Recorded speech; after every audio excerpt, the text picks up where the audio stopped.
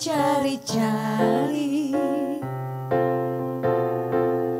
Apakah kau payah berkeliling?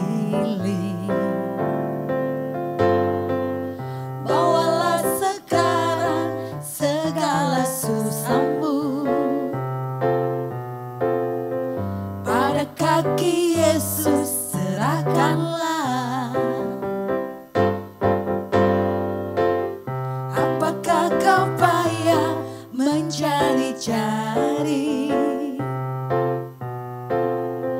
Apakah kau payah berkeliling? Bawalah sekarang segala susahmu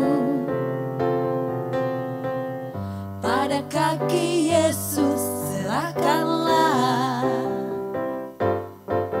Serahkanlah, serahkanlah, serahkan pada Yesus segala beban yang menindih hidupmu. Serahkanlah, serahkanlah, serahkan pada Yesus. Dia akan ganti segala duka menjadi suka. Serahkanlah, serahkanlah, serahkan pada Yesus segala beban yang menindih hidupmu. Serahkanlah, serahkanlah, serahkan pada Yesus. Dia akan ganti segala duka menjadi suka. Dia akan ganti segala duka menjadi suka. Dia akan ganti segala duka menjadi suka.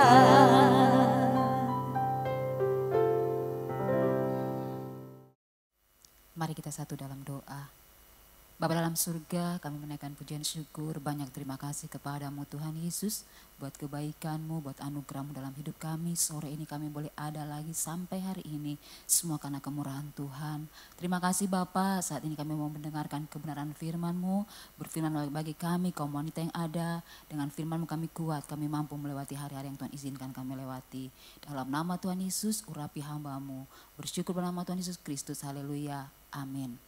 Puji Tuhan, shalom, kaum wanita yang dikasihi Tuhan, selamat sore, selamat bertemu kembali dalam kasih Tuhan.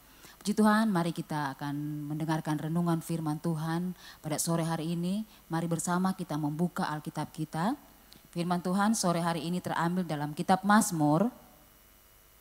Mazmur pasalnya yang ke-130, Mazmur 130 ayatnya yang pertama. Mazmur 130 ayat yang pertama. Demikian firman Tuhan, seruan dari dalam kesusahan. Nyanyian ziarah, dari jurang yang dalam aku berseru kepadamu ya Tuhan. Sekali lagi saya bacakan, nyanyian ziarah, dari jurang yang dalam aku berseru kepadamu ya Tuhan. Pemazmur menuliskan perkataan ini merupakan satu ungkapan hati daripada pemazmur. Di sini kita lihat perikopnya dikatakan seruan dari dalam kesusahan. Berarti ketika itu pemazmur ini ada di dalam satu keadaan yang tidak baik, ada di dalam satu keadaan yang ketika itu pemazmur rasakan dia tidak mampu untuk menghadapi. Sehingga dia katakan dalam ayat yang pertama, dari jurang. Dari jurang, berarti jurang ini ada di bawah, sangat dalam. Dia katakan dari jurang aku berseru kepada Tuhan. Nah ini satu pengakuan daripada pemazmur. Pemazmur katakan dari jurang aku berseru kepada Tuhan. Di sini kita bisa belajar bersama kaum wanita yang dikasihi Tuhan. Mengapa pemazmur begitu kuat, begitu mampu menghadapi kesusahan. Sampai di dalam jurang pun dia berkata, dari dalam jurang aku berseru kepada Tuhan. Boleh dikata keadaan pemazmur waktu itu bukanlah satu keadaan yang baik. Karena dari dalam jurang berarti dari lembah kekelaman yang sangat dalam. Yang dia rasakan dia tidak mampu. Tetapi dia katakan dia berseru kepada Tuhan.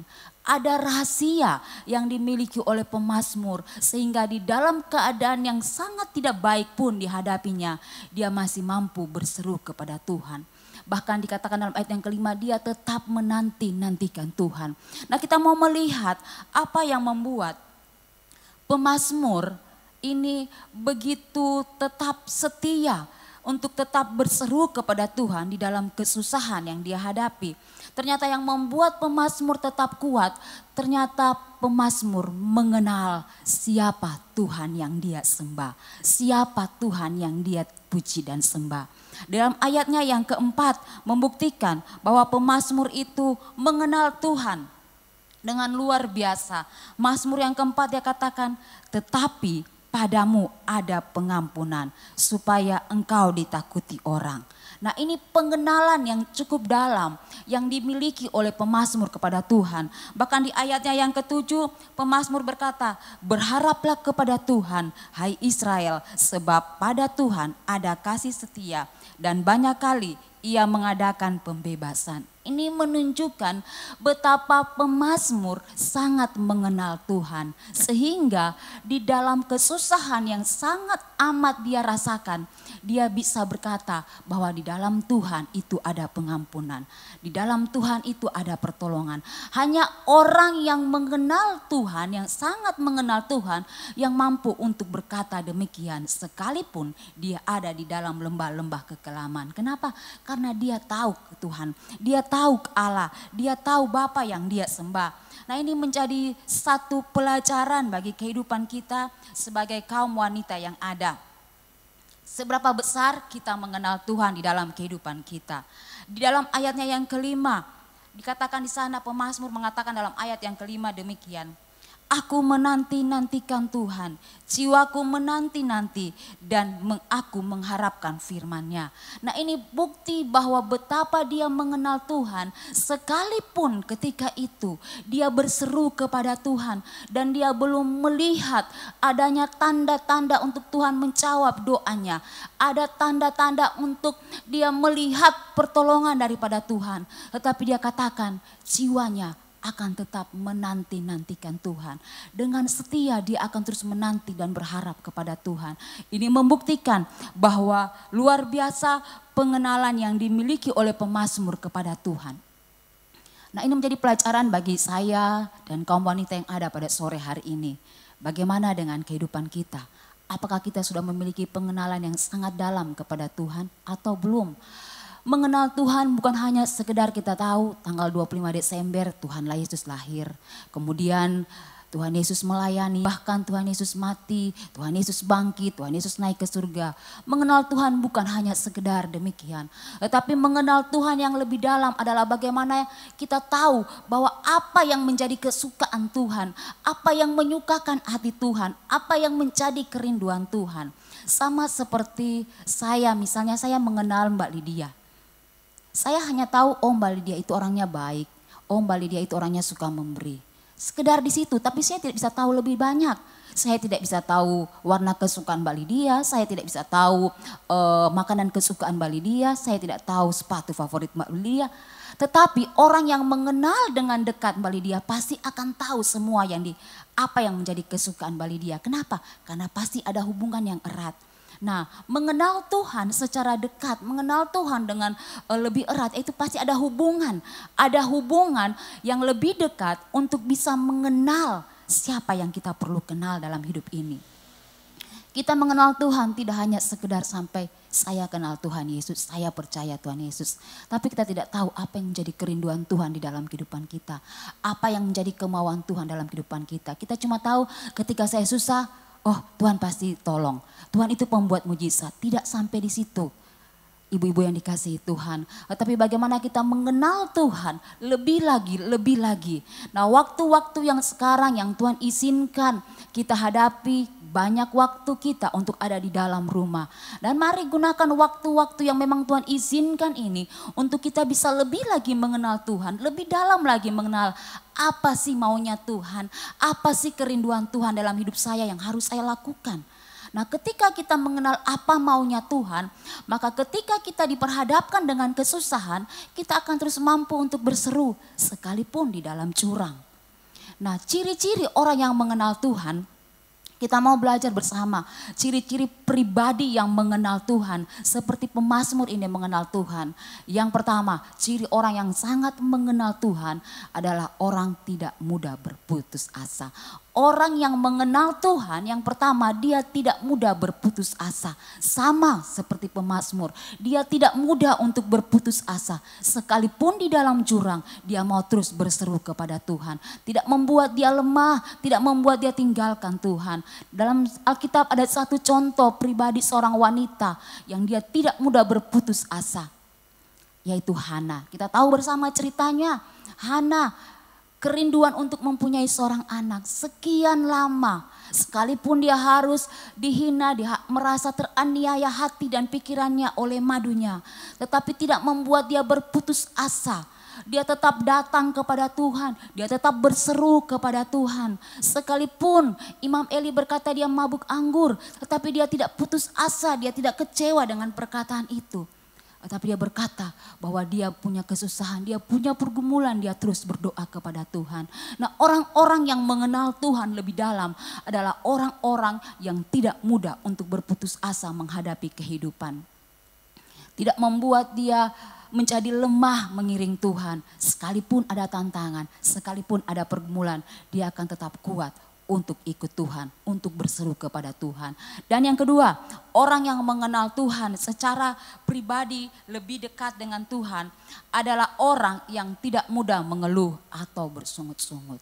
Ada berapa banyak kali kita kaum wanita ketika kita diperhadapkan Tuhan, ketika kita diizinkan Tuhan untuk menghadapi setiap situasi yang mungkin bagi kita tidak enak. Mungkin kita banyak kali mengeluh, mungkin kita banyak kali bersungut. Tapi kita mau belajar daripada Ayub. Ayub, kita tahu bersama penderitaan yang dialami oleh Ayub. Tetapi tidak membuat Ayub itu bersungut, tidak membuat Ayub itu mengeluh. Bahkan dia berkata, masa kita mau terima yang baik dari Tuhan dan yang buruk kita tidak mau terima. Dari bibir mulutnya Ayub didapati tidak berdosa. Nah, ini merupakan pengenalan Ayub yang luar biasa kepada Tuhan. Dia tahu Tuhan, dia kenal sungguh dengan Tuhan. Sehingga ketika dia diizinkan Tuhan untuk menghadapi pergumulan di dalam kehidupan, dia tidak mengeluh, dia tidak bersungut. Ada juga Yusuf. Yusuf dia tidak mengeluh dengan kehidupan yang dia alami, dengan apa yang dia rasakan. Tetapi dia katakan kepada saudara-saudaranya, kamu mereka-reka yang buruk kepadaku, tetapi Tuhan merancangkan yang baik dalam hidupku.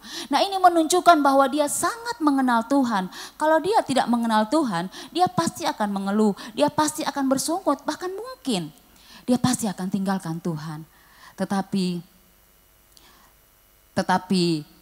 Yusuf tidak pernah bersungut, tidak mengeluh. Nah, ciri yang ketiga menjadi pribadi yang mengenal Tuhan adalah terus berharap menantikan pertolongan Tuhan. Sama seperti pemazmur tadi berkata, aku menanti-nantikan Tuhan. Nah, mari kita terus berharap kepada Tuhan. Abraham berkata, sekalipun aku tidak punya dasar untuk berharap, aku akan tetap berharap kepada Tuhan. Nah, mungkin sekarang kita tidak melihat ada sesuatu tanda-tanda ajaib, tetapi teruslah berharap kepada Tuhan. Ketika kita berharap kepada Tuhan, ketika kita menanti-nantikan Tuhan, maka firman Tuhan katakan orang-orang yang menantikan Tuhan, dia akan mendapat kekuatan yang baru. Terus menantikan Tuhan, menjadi pribadi yang memiliki kerinduan untuk mengenal Tuhan. Ketika kita mengenal Tuhan lebih dalam lagi, maka kesusahan apapun yang Tuhan izinkan kita hadapi hari-hari ini, pergumulan apapun yang kita hadapi hari-hari ini, kita tidak akan menjadi pribadi-pribadi yang mudah putus asa, pribadi-pribadi yang suka bersungut, bahkan kita tidak akan suka, kita akan tetap tinggal diam menantikan waktu pertolongan Tuhan. Percaya ada kekuatan baru yang Tuhan sediakan ketika kita terus menanti-nantikan Tuhan. Dalam ayat yang ke-7 pemazmur katakan, ayat yang terakhir, dalam ayat yang ke-7 pemazmur sana katakan, berharaplah kepada Tuhan hai Israel, sebab pada Tuhan ada kasih setia dan ia banyak kali mengadakan pembebasan. Dialah yang akan membebaskan Israel dari segala kesalahannya. Dia akan memberikan kita kebebasan, dia akan memberikan kita pengampunan, dia akan terus menolong kehidupan kita ketika berharap terus kepada Tuhan. Jangan jadikan masalah membuat kita putus asa, jangan jadikan kesusahan membuat kita kecewa, bersungut-sungut, tetapi terus menanti Tuhan. Mari miliki pengenalan yang dalam akan Tuhan. Mari waktu-waktu yang ada yang Tuhan izinkan sekarang, kita lebih lagi untuk mengenal Tuhan. Banyak mengambil waktu untuk duduk diam di kaki Tuhan, untuk mengerti apa maunya Tuhan di dalam kehidupan kita sebagai anak-anak Tuhan. Puji Tuhan, ini kebenaran firman Tuhan yang boleh kita renungkan pada sore hari ini, biar boleh menjadi berkat dalam kehidupan kita. Mari kita berdoa.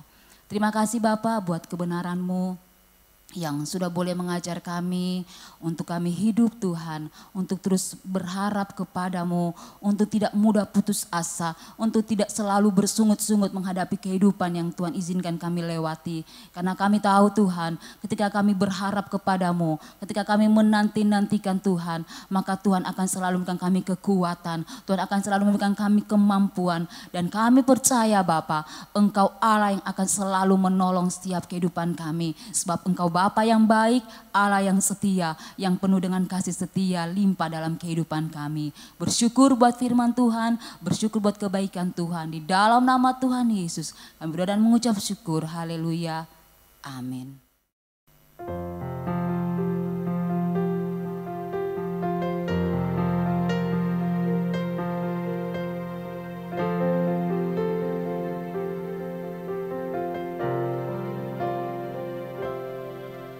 Bila hati terasa berat, tak seorang pun mengerti bebanku. Ku tanya Yesus, apa yang harus ku buat?